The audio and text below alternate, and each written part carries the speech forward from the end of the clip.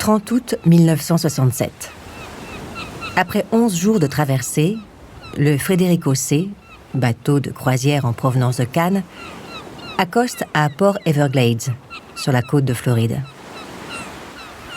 Dans leur petite cabine, le couple se prépare. Un peu plus de 4 kilos d'héroïne chacun, scotchés sur leur corps.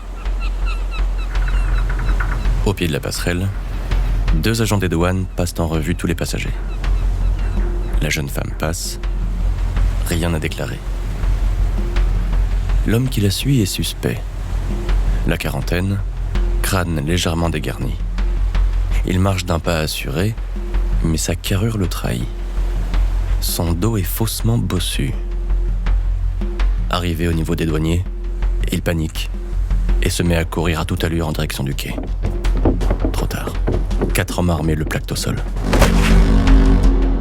S'enfuir comme si de rien n'était. Ne pas se retourner. Cacher la drogue quelque part et revenir sur le bateau pour récupérer son précieux passeport français. Mais au pied du Frederico C, la douane l'attend de pied ferme. Elle est en état d'arrestation.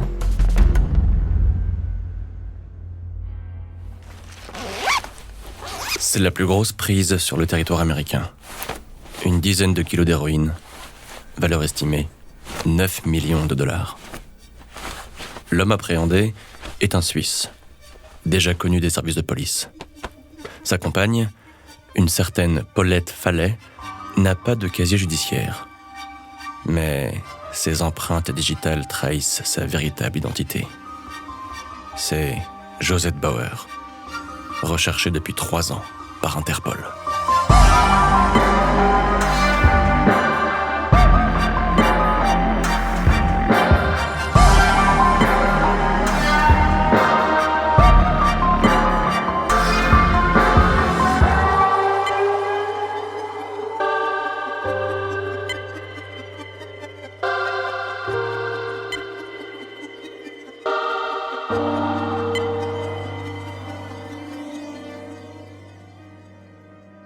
Genève.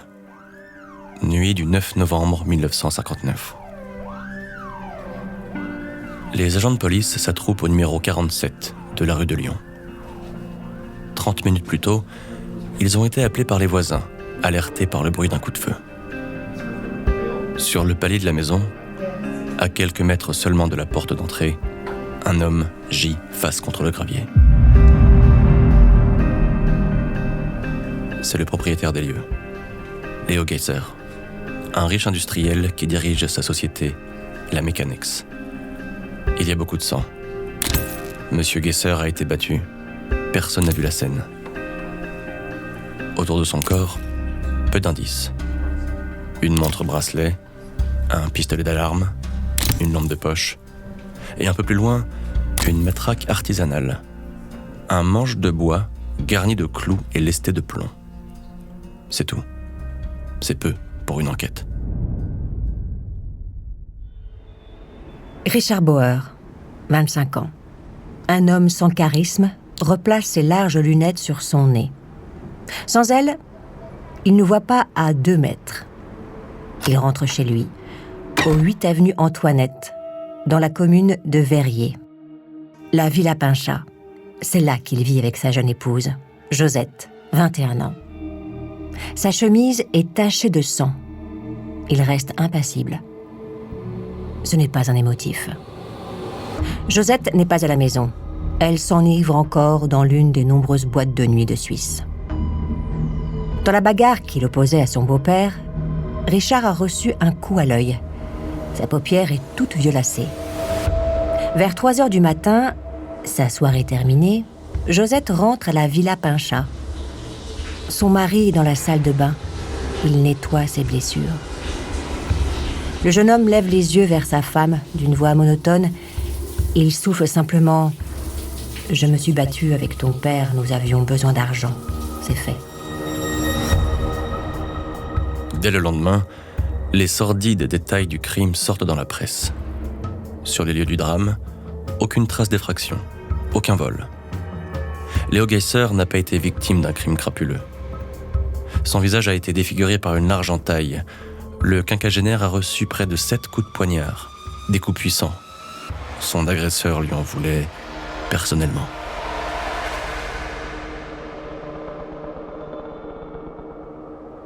Le 9 novembre, un policier est à la porte de la Villa Pincha. Richard se barricade dans la salle de bain. Josette doit faire face seule. Elle est nerveuse, mais elle ne dira rien. Richard ne peut pas aller en prison. Leur petite fille de 3 ans a besoin de ses 2 parents. Elle ouvre. L'agent, visiblement mal à l'aise, prend une profonde respiration. Il annonce à Josette Bauer le décès de son père. Josette tressaille de nervosité. Ce père, Léo Guesser, voilà 5 ans qu'elle ne l'a pas revu. Depuis son mariage avec Richard, un mariage que son paternel n'approuvait pas. La nouvelle annoncée, le policier tourne les talons. Josette referme sa porte d'entrée, reprend ses esprits, saisit les habits ensanglantés de Richard, les déchire, monte dans sa voiture de sport et les éparpille sur la route de Suisse. Personne ne doit savoir.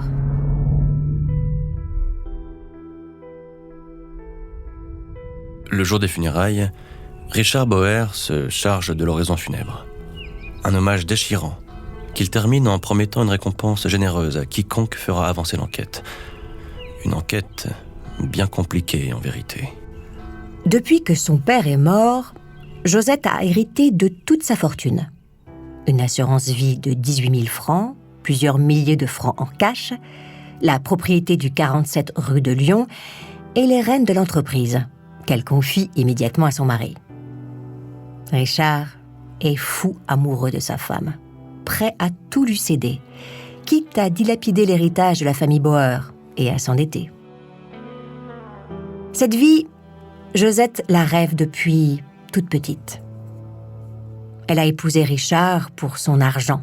Voiture de luxe, maison cossue, week-end en France, chevaux, cours de pilotage, restaurant. Josette obtient toujours ce qu'elle veut. En réalité, les Bauer n'ont rien en commun. Josette a plusieurs amants et son mari laisse faire. Pendant que la police patauge, le jeune couple mène la grande vie. Voyage sur la Côte d'Azur ou au ski à Davos, dîner mondain. Depuis la sombre nuit du 9 novembre 1959, le couple n'a jamais reparlé du crime.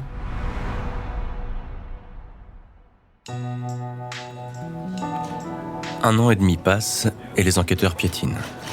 La vie de Léo Guesser est analysée dans ses moindres détails. Il avait une vie sentimentale tourmentée. Divorcé 2 fois, il s'apprêtait à épouser sa nouvelle compagne. Sa fiancée est interrogée. Il n'y a rien à creuser de ce côté-là. Du point de vue des affaires, rien à signaler non plus. Au total, une centaine de pistes sont explorées. Jusqu'à ce qu'une question cruciale se pose. À qui profite le crime ? Un jour de 1960, les enquêteurs se présentent chez les Bauer. Question basique. Que faisiez-vous le soir du crime ? Josette était de sortie. Richard l'attendait devant la télé. Avec qui étiez-vous ? Josette était avec son amant, Gérard Paget, alibi solide, attesté par les nombreux amis de la jeune femme. Richard était seul, version plus compliquée à vérifier. Auriez-vous pu tuer votre père pour toucher l'héritage ? Josette s'offusque. La fortune de son père ? Elle n'en a pas besoin. Son mari gagne déjà très bien sa vie. Les réponses de Richard et Josette ne sont pas convaincantes. La maison est inspectée. Dans un placard, l'un des policiers trouve un balai dont l'extrémité a été coupée. Un morceau de bois qui pourrait correspondre à la matraque artisanale retrouvée sur les lieux du crime. D'expertise en contre-expertise, il apparaît que le manche de la matraque correspond à 100% au morceau manquant du balai trouvé chez le couple. Après 17 mois d'enquête, la police suisse a enfin une preuve matérielle pour incriminer le couple. Il y a peu de doute.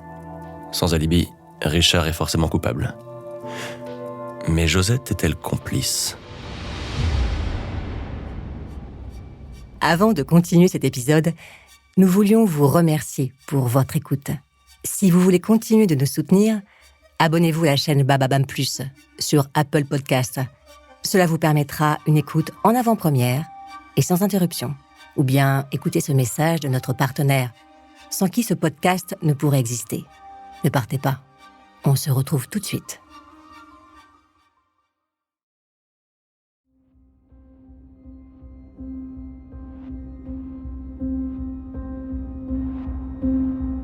Le 2 avril 1959, Richard Bauer est arrêté. Josette n'est pas là. L'insouciante achète un cheval aux enchères dans la ville d'Avenches. La police attend son retour. Elle est arrêtée le soir même. Le couple est envoyé à la prison Saint-Antoine. Fini le luxe de la belle villa, les restaurants et les soirées dansantes. Entre les 4 murs de sa cellule, Josette n'a aucune idée de ce qui l'attend.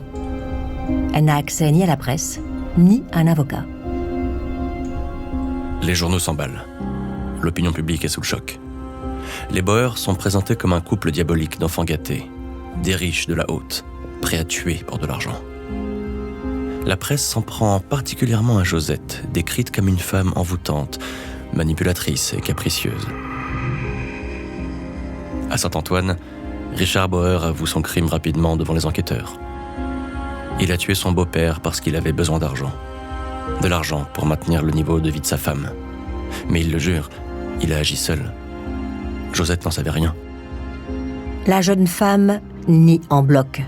Elle n'a rien à voir dans le meurtre de son père. Poussée par les enquêteurs, elle finit par avouer. Oui, elle n'a pas dénoncé son mari. Oui, Richard avait déjà mentionné ce projet, mais elle ne l'avait pas cru. Et c'est vrai, elle a aidé à camoufler les preuves. Confronté pendant 1 heure, le couple maintient ses déclarations. Richard a agi de son propre chef, seul. Josette n'y est pour rien. Quand un couple est accusé, quelle est la part de responsabilité de chacun ? Pour la presse, il n'y a pas de doute. Josette Bauer est l'instigatrice du mal. Elle est le mauvais génie de ce mari effacé. Une sorcière avide de luxe, une dévergondée, une femme un peu trop libre pour l'époque.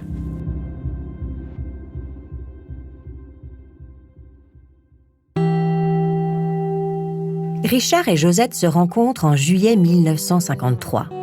Elle a 17 ans, il en a 21. C'est une jolie jeune fille, brune, mince, les traits fins, un visage de poupée, le nez retroussé et de grands yeux hypnotisants. Une jeune fille bien élevée, très intelligente, capable de parler 3 langues, le français, l'anglais et l'allemand. Quelques mois plus tard, contre l'avis de leurs parents, le jeune couple se marie et donne naissance à une petite fille, Dominique. Richard est intimide, discret. Josette est une pile électrique, hyper séductrice. Ils n'ont rien en commun. Leur vie conjugale est une catastrophe. En 4 ans de vie commune, Richard dilapide tout son argent pour elle. La jeune femme ne se pose aucune question.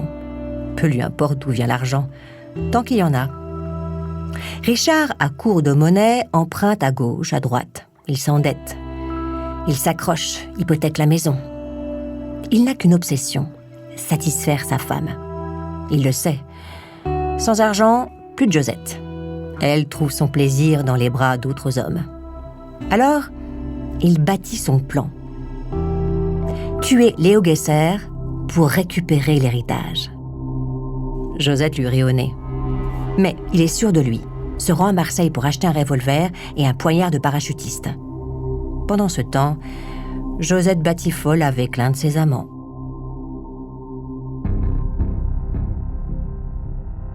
La grande vie semble bien loin pour les amants Bauer.